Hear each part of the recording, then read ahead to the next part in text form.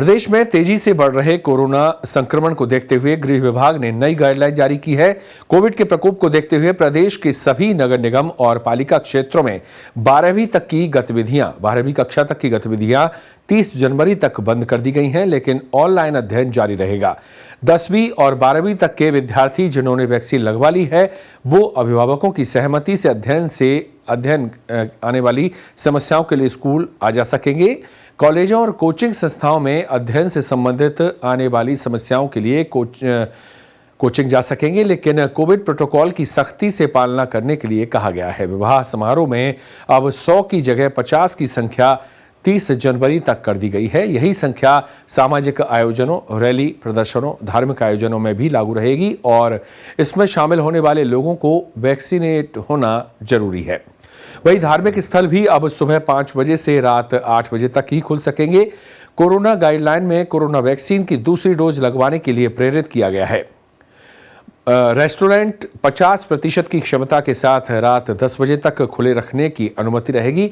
Cinema hall भी 50% के साथ रात 8 बजे तक खुले रहेंगे। बाजार, दुकान और शॉपिंग मॉल्स का समय भी अब रात 8 बजे तक तय कर दिया गया है। 31 जनवरी के बाद सरकार डबल डोज वैक्सीनेशन की सख्ती से लागू करेगी, जिससे कोरोना को बढ़ने से रोका जा सके। पर्यटन और फिल्म शूटिंग से संबंधित गाइडलाइन नए सिरे से जारी की गई है। कर्फ्यू का समय रात 11 बजे से, नाइट कर्फ्यू का वक्त रात 11 बजे से सुबह 5 बजे तक रहेगा। कोरोना गाइडलाइन में लोगों को सलाह दी गई है कि 13 जनवरी को लोहड़ी और 14 जनवरी को मकर संक्रांति घर पर ही मनाएं। इसके अलावा अंतिम संस्कार में 20 लोगों को शामिल होने की अनुमति दी गई है। यहां पर पत्रिका टीवी की खबर का बड़ा असर देखने को मिला है।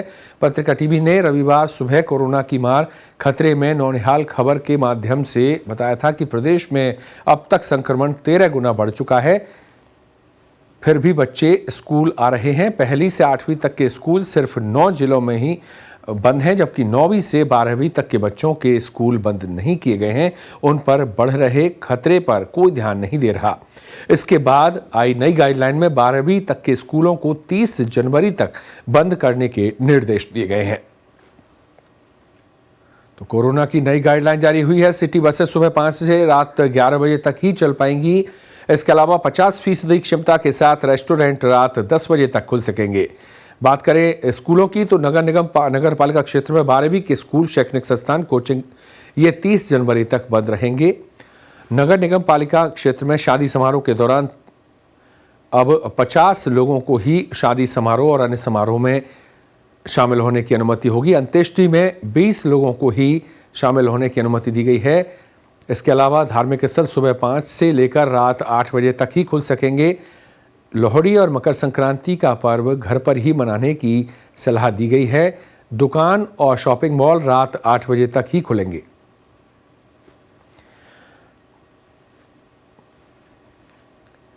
और इस खबर पर ज्यादा जानकारी के लिए हमारे सहयोगी ललित तिवारी हमारे साथ फोन लाइन पर जुड़े हैं। जी ललित, क्या कुछ और खास है इस गाइडलाइन में, नई गाइडलाइन जो आई है? जी अभिषेक, मैं आपको बताना चाहूंगा कि जिस तरह से कोरोना का विस्तार हो रहा है, संक्रमण फैलता जा रहा है, उसको देखते हुए कहीं ना कहीं माना जा रहा था कि जल्दी सरकार एक गाइडलाइन जारी करेगी, जिसमें जो धार्मिक स्थल हैं, जो स्कूल कॉलेज हैं, उनको बंद किया जाएगा। और ऐसा ही हुआ। सबसे बड़ी बात जो इसमें निकल के आई, जो स्कूल कॉलेजों के बच्चों की जो स्कूल कॉलेज बंद करने की मांग की जा रही थी अभिभावकों के द्वारा, उनका कहना था कि उनके बच्चे बहुत छोटे हैं, अभी उनको वैक्सीन नहीं लगी है। इसके अलावा सरकार ने 1 से लेकर 12वीं क्लास तक के बच्चों को इससे मुक्ति दी है। उनका कहना है कि 30 जनवरी तक पहले सरकार देखेगी कि किस तरह से कोरोना का विस्तार हो रहा है, उसके बाद इसको और आगे बढ़ाने की बात की जा रही है। हालांकि अभी जो गाइडलाइन आई है उसमें 30 जनवरी तक स्कूल कॉलेज बंद रहेंगे, कोचिंग संस्थानों को बंद करने के लिए कहा गया है। वहीं स्कूल जो कॉलेज के जो स्टूडेंट हैं, उनको ये छूट दी गई है कि अगर उनको कोई परेशानी आती है, उनको कोई समस्या आती है, तो वो स्कूल कॉलेज और कोचिंग में जाकर इस पे विस्तार से बात कर सकते हैं और अपनी जो भी उनकी समस्या है उसका समाधान कर सकते हैं। लेकिन इसके लिए सबसे ज्यादा जरूरी होगा कि उन दोनों को वैक्सीन की दोनों डोज लगी होनी चाहिए। इसके अलावा जो सबसे बड़ी बात सामने निकल के आ रही है, जो धार्मिक स्थल की बात जो की जा रही थी, उनमें कहीं ना कहीं जो सरकार की मंशा थी, जो उन्होंने धर्म गुरुओं को बुलाया था, उनसे जो बातचीत हुई, उसके बाद इसी निष्कर्ष पे पहुंचे कि जो सुबह 5 बजे से लेकर रात 8 बजे तक धार्मिक स्थलों पे दर्शन के बाद उनको खोलने की अनुमति नहीं दी जाएगी। वहीं बात करें ये लोहड़ी पर्व की और मकर संक्रांति की, तो लोगों को सलाह दी गई कि घर पे ही रह के लोहड़ी का पर्व और मकर संक्रांति को घर पे ही मनाया जाए, और जहां तक संभव हो लोग घर से कम निकले, ताकि जो ये कोरोना वायरस जिस तरह से फैलता जा रहा है उससे लोगों का बचाव हो सके। जी ललित, नई गाइडलाइन जो है ये लागू कब से हो पाएगी, कब से इसे लागू किया जाएगा?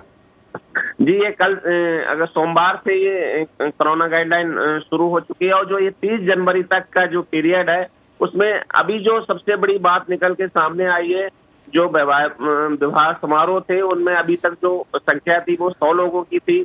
इसको सरकार ने कमी करते हुए 50 लोगों तक सीमित किया है सरकार, और 50 लोग भी उन लोगों को अनुमति दी गई है जिनको दोनों वैक्सीन की डोज लगी होनी चाहिए। इसके अलावा मजिस्ट्रेट वगैरह जो नियुक्त किए गए हैं वो जगह जगह पे जाके जो विवाह समारोह स्थल है उन पे जाके चेक करेंगे कि उनके पास प्रमाण पत्र है कि नहीं है। अगर किसी तरह की कोई कोताही होगी तो जो विवाह समारोह के उन पे तो जुर्माना लगेगा ही लगेगा। जो विवाह समारोह के जो गार्डन स्थल है उनको भी सीज कर दिया जाएगा। जी ललित, जिस तरह से गाइडलाइन इससे पहले भी जारी की गई थी लेकिन उसकी अक्षरश पालना नहीं हो पा रही थी, पूरी तरह से उसकी पालना नहीं हो पा रही थी, तो गृह विभाग ने इस बार क्या कुछ तैयारी की है? जैसे मार्केट का समय रात 8 बजे तय किया गया है, तो क्या अनुमत समय पर दुकानें बंद हो, मॉल बंद हो जाए, इसके लिए, इसकी पालना कराने के लिए गृह विभाग ने क्या तैयारी की है? जी बिल्कुल, गृह विभाग की ओर से पुलिस को सख्त आदेश दिए गए हैं। इसकी पालना भी हम कहीं ना कहीं देख रहे हैं। पुलिस की ओर से जागरूकता रैली निकाली जा रही है, फ्लैग मार्च निकाले जा रहे हैं, और जगह जगह रैली निकाली जा रही है और लोगों को समझाइश की जा रही है। इसके साथ ही मैं आपको ये भी बताना चाहूंगा कि जो भी रेस्टोरेंट हैं, जो दुकानें हैं, अगर कोई खुली रहती हैं 8 बजे बाद या 10 बजे बाद, अभी तक जो स्थिति 10 बजे तक की थी, उसके बाद अगर कोई दुकान खोल रहा था तो उस पर लगातार पुलिस कार्रवाई कर रही थी। पुलिस का कहना था कि लोग पहले समझाइश की जाए, उसके बाद सख्ती की जाए। यही वजह है कि पहले पुलिस ने समझाइश का दौर रखा, जो फ्लैग मार्च निकाले जा रहे हैं, जागरूकता रैली निकाली जा रही है, लोगों को समझाने का काम किया जा रहा है। पुलिस अधिकारी खुद स्लोगन लेके चल रहे हैं, लोगों को समझा रहे हैं, और जो ये नया वेरिएंट आया है डेल्टा, ओमिक्रॉन, उससे बचने की सलाह दे रहे हैं। कहीं ना कहीं जो सरकार की मंशा है कि लोगों को साथ सख्ती तो की जाए, लेकिन इतनी भी नहीं कि लोग अपनी जरूरत की चीजें पूरी नहीं कर पाए। जी, और जिस तरह से अभी ये एक शादी समारोह के साथ अन्य आयोजनों, चाहे वो धार्मिक आयोजन हो, सामाजिक आयोजन हो, रैली हो, इस तरह के जो आयोजन है उसमें 50 से ज़्यादा लोगों को अनुमति नहीं दी गई है, तो इसकी पालना हो, क्योंकि अब तक देखते रहे इस तरह के आदेशों की अवहेलना होती रही है, गाइडलाइन की पूरी तरह से ना पालना हो पाई, बल्कि अवहेलना होती रही है, क्योंकि इस तरह के आयोजनों में भीड़ जुटती रही है। तो इसकी पूरी तरह से पालना हो, इसके लिए क्या कुछ लगता है आपको कि गृह विभाग इस बार इसकी पालना करा पाएगा? जी बिल्कुल, जिस तरह से गृह विभाग की ओर से आदेश जारी किए गए हैं उसको देखते हुए ये जो जिम्मेदारी है वो पुलिस को दी गई है। और मेरी एडिशनल कमिश्नर अजयपाल लामा जी हैं, उनसे मेरी खुद बात हुई है। उनका कहना था कि कोरोना से बचाव के लिए लोगों के साथ समझाइश के साथ अब पुलिस सख्ती से पेश आएगी। इसके अलावा जो रातकालीन कर्फ्यू है 11 बजे से लेकर सुबह 5 बजे तक, अगर कोई भी व्यक्ति बिना वजह घूमता हुआ पाया गया तो उसे न केवल हवालात में बंद किया जाएगा, बल्कि उसके खिलाफ कार्रवाई भी की जाएगी। इसके पीछे मंशा सरकार की, और अगर पुलिस की बात की जाए तो यही है कि लोग घर से कम निकलें और सावधानी बरतें। वहीं इस बार जो बात सामने निकल के आई है, सरकार का पूरा जोर जो है वो वैक्सीनेशन को लेके है। सरकार की मंशा है कि जो 17 साल के बच्चे हैं, 15 साल के बच्चे हैं, उनको वैक्सीन लगाई जाए। तो लोगों को अपील भी की गई है, पुलिस के जरिए भी की गई है, प्रशासन के जरिए भी की गई है कि लोग ज्यादा से ज्यादा बच्चों को वैक्सीन स्थल पे ले जाएं और उनको वैक्सीन लगवाएं, ताकि जो कोरोना का बचाव है वो वैक्सीन ही है। इसको देखते हुए, हालांकि अब कुछ समय बाद बूस्टर डोज भी लगने वाली है, देखते हुए गृह विभाग की ओर से नई गाइडलाइन जारी होगी। और ललित जी, इसके अलावा इसमें स्पष्ट उल्लेख है कि नगर पालिका और नगर निगम क्षेत्र के 12वीं तक के स्कूलों के लिए 30 जनवरी तक जो गाइडलाइन में उल्लेख किया गया है, तो ग्रामीण इलाके के स्कूलों के लिए क्या कुछ इसमें उल्लेखित किया गया है? वहां पर क्या व्यवस्था रहेगी? जी, जिस तरह से ये गाइडलाइन आई है उसमें जो ग्रामीण के जो अगर भाग की बात करें तो ग्रामीणों में अभी कोरोना का जो मारक क्षमता है वो अभी तक नहीं आ पाई है, इसलिए उन लोगों को छूट दी गई है। हालांकि जहां तक मेरी जो अंदर अधिकारियों से बात हुई है, उनका कहना है कि जल्दी गाइडलाइन जारी होगी। ग्रामीण वाली जगह पे भी 50 से ज्यादा लोगों को अनुमति नहीं दी जाएगी। हालांकि पुलिस इस पूरे मामले पे नजर रख रही है कि किस तरह से कोरोना का प्रकोप बढ़ता है, किस तरह से होता है। सबसे ज्यादा जो सरकार की मंशा है वो लोगों को ज्यादा से ज्यादा वैक्सीन लगाई जाए और लोगों को वैक्सीन स्थल पर ले जाया जाए, ताकि जो जिनको वैक्सीन नहीं लगी है वो अपने आप को वैक्सीन लगवाएं और सुरक्षित रह सकें। जी ललित, एक सवाल और यहाँ पर कि पिछली बार जब हमने देखा था कि पुलिस प्रशासन इतना मुस्तैद था कि जिन लोगों ने बाजार में मास्क नहीं लगाए हैं या जो डिस्टेंसिंग की पालना नहीं कर रहे हैं उन पर भी कार्रवाई की गई थी, चालान किए गए थे, जुर्माना किए गए थे। इस बार इस तरह का कुछ नहीं दिखाई दे रहा है, लिहाजा मार्केट में लोग बगैर मास्क के भी डोल रहे हैं। तो क्या इस बार जयपुर पुलिस ने इस तरह की कुछ तैयारी की है?